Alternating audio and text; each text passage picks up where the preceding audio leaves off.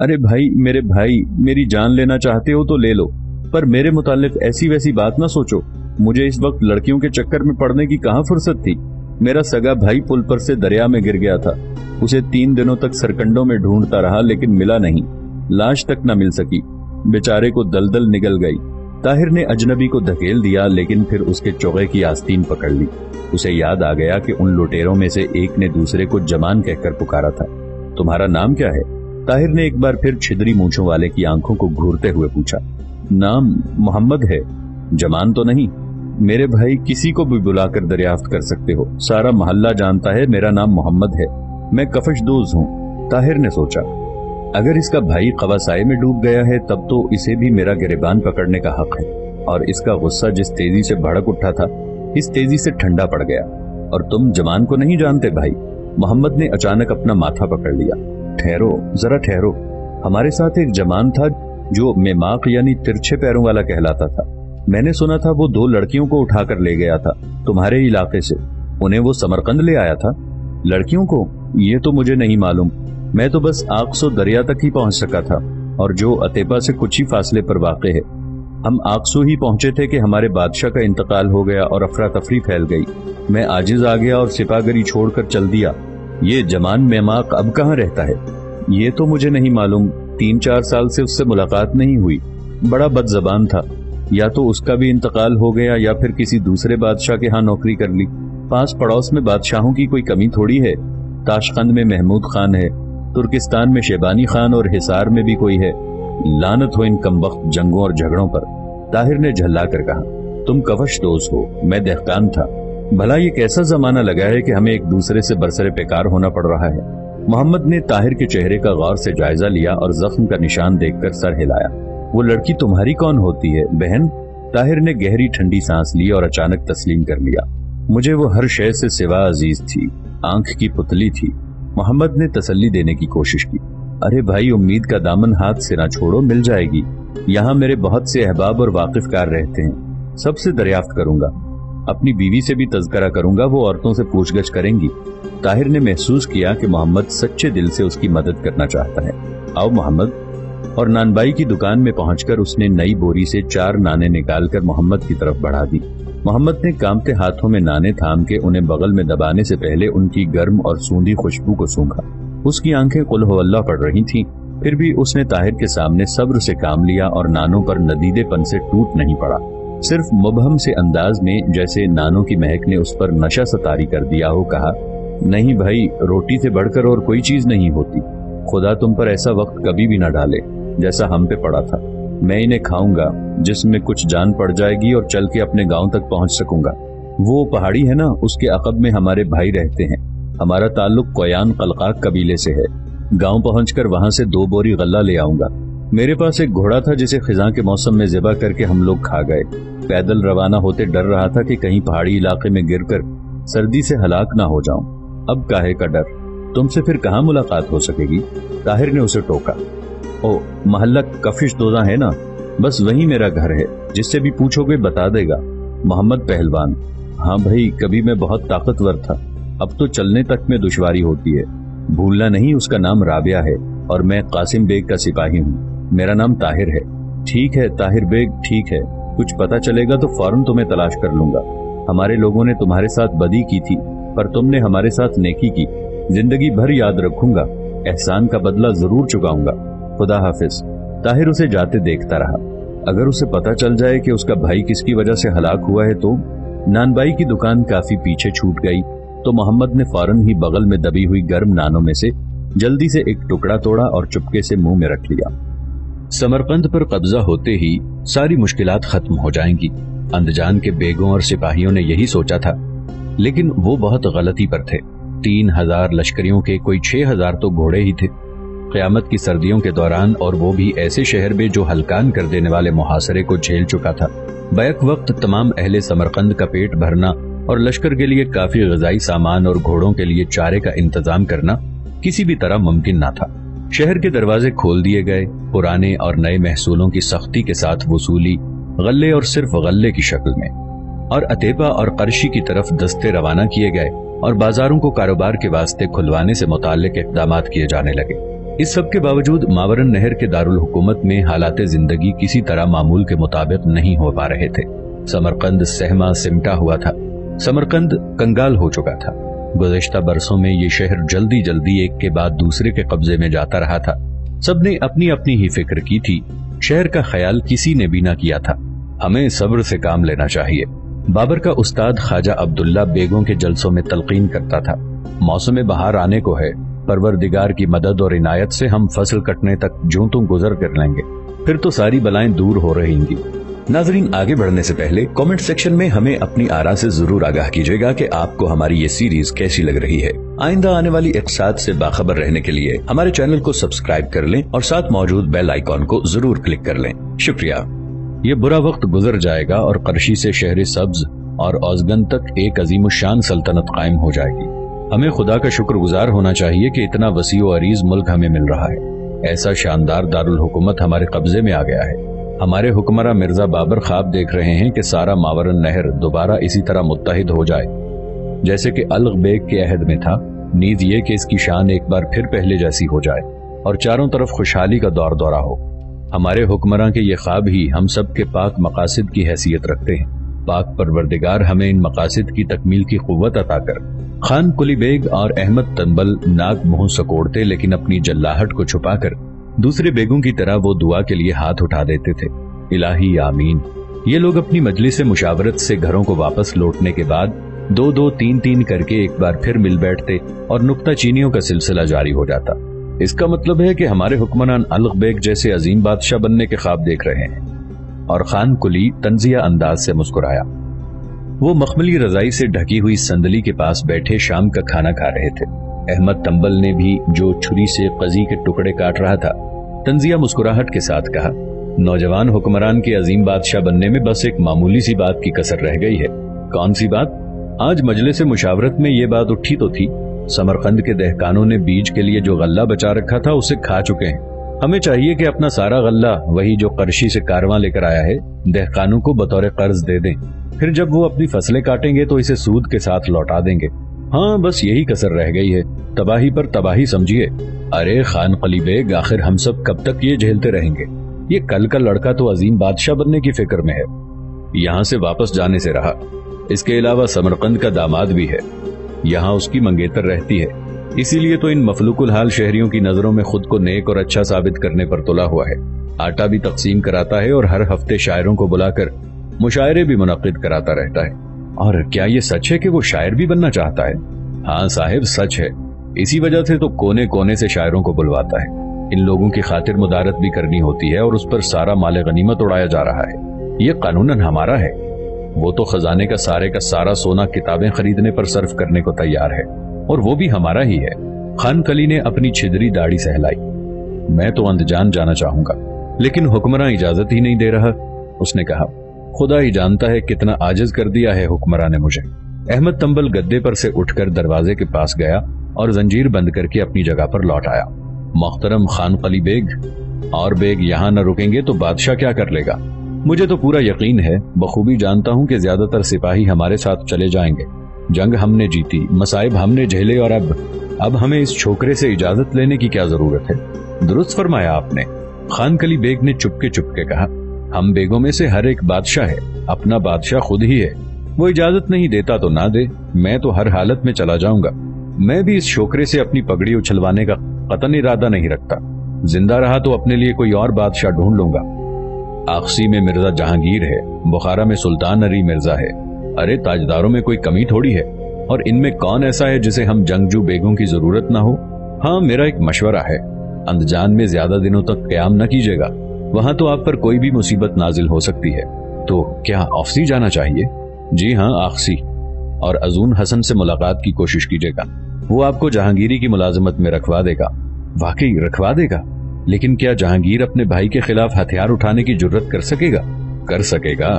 उसके यहाँ ऐसे बेगों की तादाद बढ़ जाएगी तो वो उसे मुश्तइल कर देंगे। मैं जानता हूँ कि जहांगीर मिर्जा को अंदजान के तख्त पर काबिज होने का बड़ा अरमान है। यकीन मानिए। अगले रोज शाम को जबकि अहमद तंबल के मोतबर सिपाही पहरा दे रहे थे, खान कली बेग अपने सिपाहियों के हमरा फिरोज दरवाजे से चुपचाप बाहर निकल गया। हफ्ते भर बाद खुद अहमद तंबल भी चला गया। اسے ضامین کو روانہ ہونے والے قافلے کی حفاظت کے لیے ساتھ جانے کا بڑا معقول بہانہ ہاتھ آ گیا تھا۔ وہ گیا اور جا کر واپس نہ لوٹا۔ اس کے بعد ضروری کاموں سے شہر کے باہر جا کر کہیں غائب ہو جانے والے بیگوں اور سپاہیوں کی تعداد میں تیزی سے اضافہ ہونے لگا۔ رات کو دروازے مضبوطی کے ساتھ بند کیے جانے لگے تو لوگوں نے قلعے کی فصیل سے اتر کر بھاگنا شروع کر دیا۔ موسم سرما کے آخری ایام تک یہ حالت ہوئی کہ بابر کے ساتھ آنے والے بیگوں میں سے صرف نصف ہی سمرقند میں باقی رہ گئے۔ بابر نے اپنے ایک معتبر شخص کو اندجان بھیجا کہ وہ بھاگ کھڑے ہونے والے بیگوں کو واپس بلا لائے۔ 20 دن بعد یہ خبر موصول ہوئی کہ احمد تنبل اور اس کے طرفداروں نے کھلی بغاوت کر کے اس قاصد کو اندجان اور آخسی کے درمیان کسی جگہ روک کر موت کے گھاٹ اتار دیا ہے۔ تب بابر نے قاسم بیگ کے مشورے پر خواجہ عبداللہ کو اندجان روانہ کیا، لیکن ازون حسن اور دوسرے سازشیوں نے جو پہلے خواجہ عبداللہ کے مشوروں پر عمل کیا کرتے تھے اور جن میں سے کچھ تو اس کے مرید بھی تھے، اس بار اس کے مشوروں اور دلائل پر ذرا بھی کان نہ دھرے۔ یہی نہیں، ان لوگوں نے کھلم کھلا اندجان پر حملہ بھی کر دیا اور شہر کے دروازوں کو گھیر کر اپنے مرشد خواجہ عبداللہ اور بابر کے وفادار بیگوں کو محاصرے میں پھنسے رہنے پر مجبور کر دیا۔ وادی فرغانہ میں بغاوت پھیل گئی۔ بغاوت کرنے والے بیگوں کو بالکل اتفاقاً ہی ایک اور بات سے بھی مدد ملنے لگی تھی۔ یہ تھی نوجوان حکمران کی سنگین علالت۔ اس پر مقدر کا خلاف توقع عتاب بابر بستان سرائے محل کی اوپری منزل کی خوابگاہ میں لیٹا ہوا تھا اور تیز بخار اس کے جسم کو ہلکان اور نڈھال کیے دے رہا تھا۔ اندجان سے آئے ہوئے قاصد نے شاہی محافظ دستے کے سردار کو گول لپٹا اور مہر لگا ہوا خط دکھایا، لیکن اس کے ہاتھوں میں نہ دیا۔ ملکہ عالیہ، حکمراں کی والدہ محترمہ کا ارشاد ہے، یہ خط صرف حکمران کو ہی دیا جائے۔ بابر ہر روز دریافت کرتا تھا کہ اندجان سے قاصد آیا کہ نہیں، اسی لیے دستے دار قاصد کو فوراً ہی اوپر لے آیا۔ پہلے تو وزیر اعظم مطالعہ فرمائیں گے اور خبر اچھی ہوئی تو شاہ عالی کی خدمت میں پیش کر دیں گے، معمر طبیب نے کہا۔ حکمراں کی والدہ محترمہ اور ان کے استاد خواجہ عبداللہ صاحب نے حکم دیا ہے کہ یہ خط صرف انہی کو۔ خبر بد سے شاہ معظم کا مزاج اور بھی ناساز ہو سکتا ہے۔ طبیب نے اداس لیکن سخت لہجے میں اس کی بات کاٹ دی۔ چند روز قبل ان کی صحت بالکل ٹھیک ہو چلی تھی، لیکن فکریں تکالیف میں اضافہ کر دیتی ہیں اور تکالیف اپنے ساتھ بیماریاں لے کر آتی ہیں۔ حکمران صحت کی بحالی سے پہلے ہی بستر سے اٹھ کھڑے ہوئے اور آج تیز بخار نے انہیں دوبارہ بستر سے لگا دیا۔ اندجان کو خطرہ لاحق ہو گیا ہے۔ قاصد نے اپنی آخری دلیل پیش کی، اگر یہ خط فوراً ان کی خدمت میں پیش نہ کیا گیا تو پھر تاخیر ہو جائے گی اور حکمراں ناراض ہو جائیں گے۔ نہیں، میں یہ نہیں کر سکتا، معاف کیجئے۔ لیکن طبیب صاحب، نہیں۔ اس بحث کی آوازیں بابر کو بھی سنائی دیں اور اس نے کوہنیوں کے سہارے بیٹھنے کی کوشش کرتے ہوئے پوری قوت کے ساتھ آواز دی، قاصد ہو تو اسے آنے دیجئے، یہ میرا حکم ہے۔ نرم پردوں سے بھرا ہوا اس کا گدا خوابگاہ کے کافی اندر بچھا ہوا تھا۔ قاصد بستر سے کچھ فاصلے پر جھکا، گھٹنوں کے بل چلتا ہوا بابر کے پاس پہنچا اور خط کو دونوں ہتھیلیوں پر رکھ کر اس کی طرف بڑھا دیا۔ بابر نے، جس کا چہرہ بخار کی شدت سے تمتمایا ہوا تھا اور جسم لرزے کے دورے سے مرتعش، نیم دراز حالت میں ہو کر سر کو اونچے تکیوں پر ٹکا لیا۔ پھر اس نے مہر کو توڑ کر خط کھولا تو اس کے اندر ایک اور نسبتاً چھوٹا خط بھی ملا۔ بڑے خط پر خواجہ عبداللہ کے دستخط تھے اور چھوٹا قتلوغ بیگم خانم کا تھا۔ دونوں کا لب لباب ایک ہی تھا۔ اندجان کا محاصرہ کر لیا گیا ہے، جس کی مزاحمت کرنا دشوار ہے اور بابر کے سوا اور کوئی بھی انہیں نجات نہیں دلا سکتا۔ دونوں ہی خطوط کے آخر میں جلد از جلد مدد کرنے کی درخواست کی گئی تھی، تو اندجان کا محاصرہ کر لیا گیا۔ غدار بیگ اندجان کے تخت پر جہانگیر کو بٹھانا چاہتے ہیں۔ اس کا مطلب صرف یہ ہوا کہ یہ لوگ احمد تنبل کو سپہ سالار بنانا اور بابر کو اس کے آبائی گھر سے محروم کرنا چاہتے ہیں۔ اس نے تو سوچا یہ تھا کہ یہ لوگ اپنی حرص و ہوس اور خود غرضی کے باوجود بہرحال اس کے وفادار ہیں۔ اس کے وہم و گمان میں بھی نہ تھا کہ یہ بیگ اس حد تک بڑھ جائیں گے۔ بابر لرزے کے دورے پر قابو نہ پا سکا، تکیوں سے کھسک کر نیچے آ رہا اور سر نقاہت کے باعث پیچھے لڑک گیا۔ سب کچھ جاتا رہا۔ اندجان میں تنبل اور جہانگیر کو فتح حاصل ہو گئی تو زیادہ تر لوگ ان سے جا ملیں گے۔ یہاں خود اس کے ساتھ تب کون رہ جائے گا؟ کیا اس وقت بھی جبکہ وہ بستر پر پڑا ہوا ہے اس کے آدمی بھاگ بھاگ کر تنبل کے پاس جا رہے ہیں؟ لیکن قاسم بیگ؟ بابر یہ سب کچھ سوچ کر بری طرح خوفزدہ ہو گیا۔ اس نے اپنی ساری طاقت کو یکجا کر کے خود کو اٹھایا اور بستر پر بیٹھ گیا۔ قاسم بیگ کہاں ہیں؟ وزیر اعظم بس آتے ہی ہوں گے، انہیں بلوایا گیا ہے۔ طبیب نے نرمی سے کہا، عالی جا آپ لیٹ جائیے، آپ کو سکون کی ضرورت ہے۔ بابر کی اذیت دہ تصور میں اچانک احمد تنبل ہاتھ میں تلوار لیے ہوئے نمودار ہوا۔ وہی تلوار لیے اوش میں اسی تلوار کا بوسہ لے کر احمد تنبل نے قسم کھائی تھی کہ تمام زندگی وفاداری کے ساتھ اس کی خدمت کرتا رہے گا، اور اب تنبل نے تلوار بلند کی اور اسے بابر کے سر کے اوپر گھمانے لگا۔ تنبل کے قدموں میں بورے کے اندر سے انسانی سر نکل کر لڑکنے لگے۔ ان میں ایک اے قادر مطلق، اس کی والدہ کا سر۔ بابر اس مہیب نظارے کی تاب نہ لا کر تیزی سے بستر سے نیچے اترا اور اچھل کر کھڑا ہو گیا۔ اسے اپنے برہنہ پیروں پر قالین کے نرم رویوں کا واضح لمس محسوس ہوا۔ اس نے خود کو مجبور کر دیا کہ کھڑا رہے، فرش پر ڈھیر نہ ہو جائے۔ مجھے تلوار دیجیے۔ بابر چیخ اٹھا، فوراً میری تلوار۔ طبیب نے اس کے کانپتے ہوئے جسم کو اپنی باہوں میں جکڑ لیا۔ عالیجا، آپ کو لیٹے رہنا چاہیے۔ بابر کو لگا کہ طبیب اسے احمد تنبل کی تلوار کے وار کے نیچے ڈھکیل رہا ہے، اس کے پیروں کو بچھڑے کی ٹانگوں کی طرح چھاند رہا ہے۔ اس نے خود کو طبیب کی گرفت سے آزاد کرا کے لڑکھڑاہٹ پر قابو پا لیا اور دروازے کی طرف لپکا۔ میرا گھوڑا لائیے، میں اندجان جا رہا ہوں۔ میری تلوار کہاں ہے؟ بیگوں سے کہیے کہ فوراً تیار ہو جائیں۔ طبیب بابر کے پیچھے لپکا اور مستعدی سے کام لیتے ہوئے اس کے شانوں پر پوستین ڈال دیا۔ اس نے ادھیڑ بن کے ایک لمحے میں بابر کے پیروں کے پاس اس کے جوتے رکھ دیے۔ بابر نے ایک جوتا تو پہن لیا، لیکن دوسرا پہننے کی اس میں سکت باقی نہ رہی۔ اس کا سر چکرانے لگا اور ہانپنے سے دم گھٹتے گھٹتے بچا۔ غدار! وہ احمد تنبل سے جو اب بھی ننگی تلوار لیے اس کی نگاہوں کے سامنے گھوم رہا تھا، بس اتنا ہی کہہ سکا، خونی قاتل۔ بابر اچانک ٹھوکر کھا کر گر پڑا اور بے ہوش ہو گیا۔ آدھی رات بیت چکی تھی، تب کہیں جا کر اسے ہوش آیا۔ اس نے آنکھیں کھولی تو دیکھا کہ سرہانے کھڑا ہوا طبیب روئی کے ٹکڑے کو بھگو کر اس کے چہرے پر پانی ٹپکا رہا ہے۔ اسے لگا کہ منہ کے اندر زبان اتنی زیادہ سوج گئی ہے کہ اس کا وزن برداشت نہیں کر پا رہا ہے۔ سارے جسم کو جیسے کوئی بھاری سی چیز کچلے دے رہی تھی۔ قاسم بیگ نے بابر کو آنکھیں کھولتے دیکھا تو اس کی پائنتی میں جا کھڑا ہوا۔ خدا کا ہزار ہزار شکر، عالیجا، آپ نے ابھی ہمیں کتنا ڈرا دیا تھا۔ بابر نے کچھ کہنا چاہا لیکن اپنی بہت زیادہ سوجی ہوئی زبان کو جنبش نہ دے سکا۔ اس کی آنکھیں نم ہو گئیں۔ اب آپ کی طبیعت کیسی ہے میرے حکمراں؟ بابر اس بار بھی خاموش ہی رہا۔ وہ سب کچھ واضح طور پر دیکھ رہا تھا لیکن بول نہیں پا رہا تھا۔ قاسم بیگ سمجھ گیا کہ بابر کی گویائی جاتی رہی۔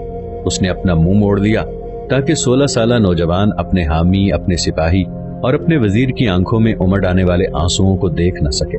رات ویسے بھی تیرا اتار تھی، لیکن کالے کالے بادل گھیرائے تب تو یہ حالت ہو گئی کہ ہاتھ کو ہاتھ نہیں سجھائی دیتا تھا۔ قلعہ گہری تاریکی میں ڈوبا ہوا تھا۔ خطرے کے باعث اندجان کی سڑکوں پر گلیوں کوچوں میں سناٹا چھایا ہوا تھا۔ چاروں طرف خاموشی کی حکمرانی تھی، کہیں ایک بھی شخص نظر نہیں آ رہا تھا۔ اتنے میں قلعے کا پھاٹک دھیمی چرمراہٹ کے ساتھ کھلا اور پہرے داروں کے حجروں کی کھڑکی سے نکلتی ہوئی مدھم روشنی میں گھڑ سوار دستہ لمحے بھر کے لیے چمک اٹھا۔